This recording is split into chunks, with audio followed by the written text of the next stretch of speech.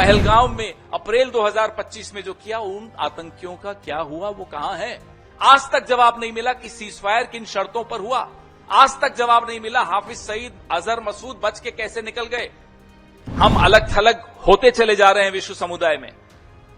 अभी कल ईरान ने खुलकर पाकिस्तान को बोला, और ये वही ईरान है जिसके खिलाफ आपके ट्रोल्स टीवी पे, जिनको ये लोग भेजते हैं एक्सपर्ट बना बना के, आपने देखा पिछले एक महीने में उस एक ट्रोल नहीं, अनेक ट्रोल हैं, ईरान के ऊपर कितनी भद्दी टिप्पणियां की। मिसाइल पाकिस्तान पर दागनी थी, विपक्ष पर नहीं। और विपक्ष की बात कर रहा हूं मैं, सिर्फ कांग्रेस की नहीं, हमारे विपक्ष के और भी साथी जो वहां गए हैं डेलीगेशंस में, बहुत कायदे से, बहुत मजबूती से, they are very effective, more effective than I am afraid the government also. तभी मैं कहता हूं सारी नीतियां इन्होंने ट्रोल्स को दे दी।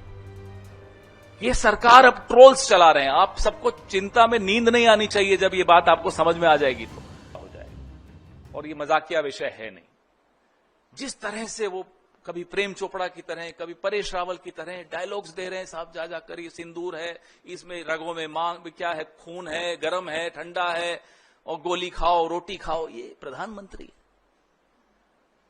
ये प्रधानमंत्री है देश के।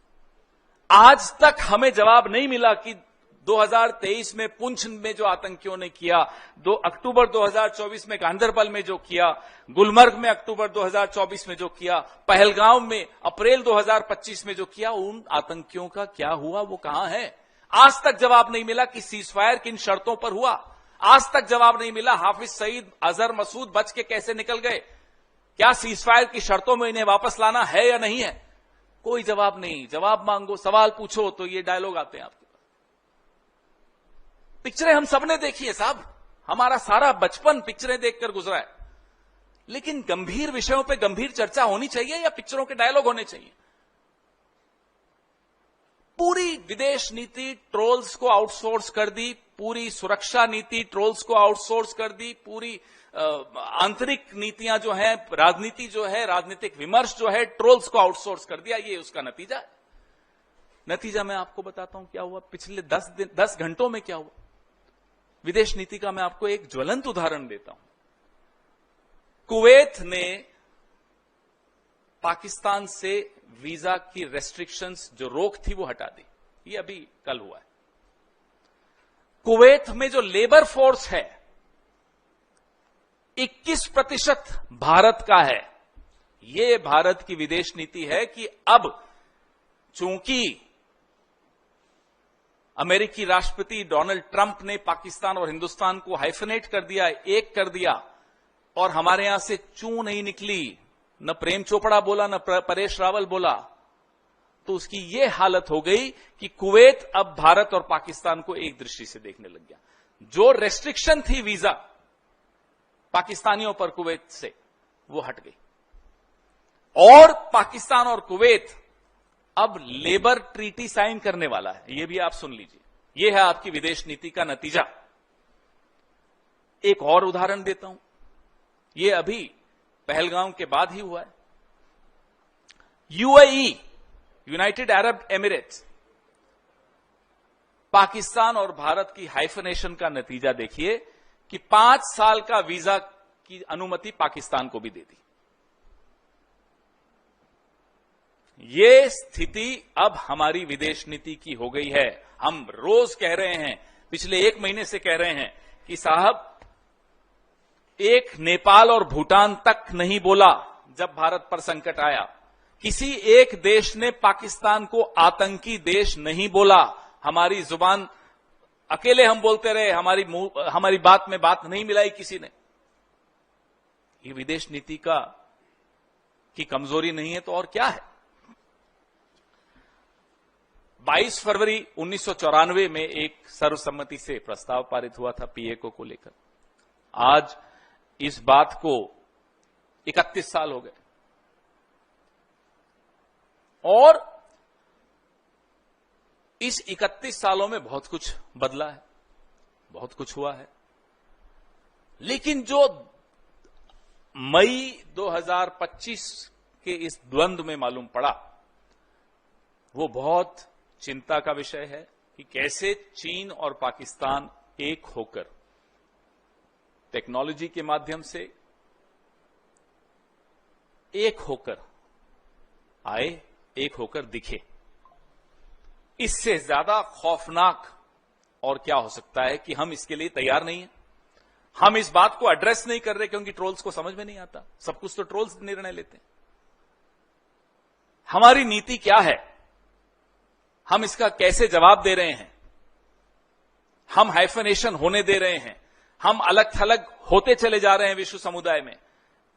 अभी कल ईरान ने खुलकर पाकिस्तान को बोला, और ये वही ईरान है जिसके खिलाफ आपके ट्रोल्स टीवी पे, जिनको ये लोग भेजते हैं एक्सपर्ट बना बना के, आपने देखा पिछले एक महीने में उस एक ट्रोल नहीं, अनेक ट्रोल हैं, ईरान के ऊपर कितनी भद्दी टिप्पणियां की। ये वही ईरान है जिसमें दशकों की मेहनत सरकारों ने की, कांग्रेस की सरकारों ने की और सरकारों ने की, कि आज भी वो पाकिस्तान को खुलकर उसने चुनौती दी कि आप आतंक को शरण देते हैं। और कोई न नेपाल न भूटान, छोड़ दीजिए, कोई नहीं आया।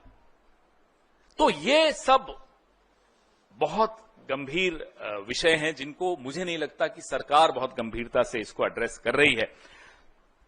जब समझ में आ गया कि जो विध्वंसकारी विदेश नीति है और हम अलग थलग हो गए, तो एक ऑल पार्टी डेलीगेशन की बात हुई। उसमें जो विवाद पैदा किया गया वो आपने देखा, हमने नाम भेजे, जो हुआ चलिए वो तो हो गया। अब वहां भी कुछ लोग टूरिस्ट अट्रैक्शन स्पॉट्स में जा रहे हैं, दिख रहा है, लोग ट्वीट भी कर रहे हैं, एमपी दिखता है, अलग अलग बैठकें कर रहे हैं, डायस्पोरा से कर रहे हैं, लेकिन वहां भी कांग्रेस के विपक्ष के सांसद क्या कर रहे हैं, कैसे भारत का पक्ष रख रहे हैं, वो आपके सामने है। और पक्ष के सांसद, मैं उस व्यक्ति का नाम भी नहीं लेना चाहता, रोज एक जहरीला झूठा ट्वीट करके वहां भी कांग्रेस पर हमला किया था। मिसाइल पाकिस्तान पर दागनी थी, विपक्ष पर नहीं। और विपक्ष की बात कर रहा हूं मैं, सिर्फ कांग्रेस की नहीं, हमारे विपक्ष के और भी साथी जो वहां गए हैं डेलीगेशंस में, बहुत कायदे से, बहुत मजबूती से, they are very effective, more effective than I am afraid the government also, in putting forward, in protecting the interests of India. A clear comparison between what the MPs of BJP are doing and what the MPs of the opposition are doing. There should be a clear comparison between what the BJP and its supporters did in the last 1 month and what the opposition did, how they conducted themselves. I think this is very important as a lesson for posterity also, the difference between the two. बात कर रहे हैं साहब, कराची पर जा रहे हैं, इस्लामाबाद में हमला हो रहा है, कराची बेकरी पे हमला कर रहे थे, और वो भी किसी बेचारे ऐसे शख्स की थी। ऐसे ये तभी मैं कहता हूं सारी नीतियां इन्होंने ट्रोल्स को दे दी। ये सरकार अब ट्रोल्स चला रहे हैं। आप सबको चिंता में नींद नहीं आनी चाहिए जब ये बात आपको समझ में आ जाएगी तो। This government is being run by trolls, inspired by trolls, operated by trolls, and the results are for everyone to see. When the Prime Minister talks in the language of a troll, so आप बताइए, चिंता नहीं है तो कैसे होगा काम, कैसे चलेगा, अब कैसे जवाब मिलेंगे, कैसे आने वाली चुनौतियां जो अप्रैल और मई 2025 में जो चुनौतियां समझ में आई, हमें, आपको, विशेषज्ञों को, सबको समझ में आई, उन चुनौतियों का क्या होगा, ये सब जवाब हमें चाहिए। और ये जवाब तभी मिल सकते हैं जब गंभीरता से, बिना ट्रोल्स से प्रेरित होकर बात हो, विशेषज्ञों से बात हो, सरकार को समझ में आए कि साहब यहां हमारी कमजोरी रही है विदेश नीति की, और जिनसे सीखना है उनको आप ट्रोल कर रहे हो। इंदिरा जी को ट्रोल कर लेते हैं साहब, इंदिरा जी को कोई ट्रोल कर सकता है? पाकिस्तान के मामले में आपने देखा उन्होंने क्या किया, भूगोल बदल दिया, और ये चले उनको ट्रोल करने। तो ऐसे लोग जो सरकार में बैठे हैं, मुझे नहीं लगता कि उनसे हमें कोई उत्तर मिल सकते हैं। वो इन चुनौतियों का सामना भी कर सकते हैं, क्योंकि संकट की घड़ी में उनका परीक्षा हुई उनकी, और उस परीक्षा में, माफ कीजिएगा, ये सरकार फेल हुई।